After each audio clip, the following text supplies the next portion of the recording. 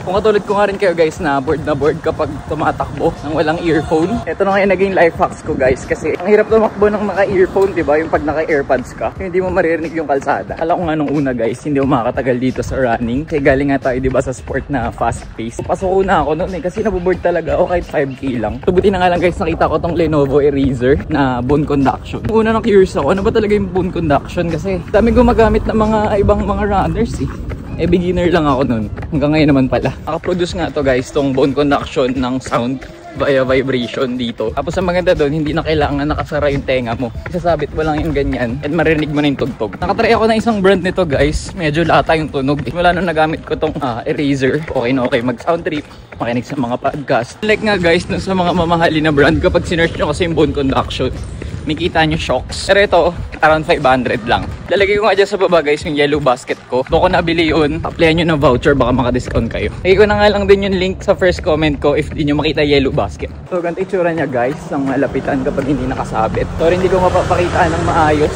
Matalbog-talbog tayo kasi minamaximize ko na yung pag-LSD natin. So 16 km tayo ngayon dahil Sunday. So far nakaka 3 km pa lang tayo. Kaya vlog-vlog muna.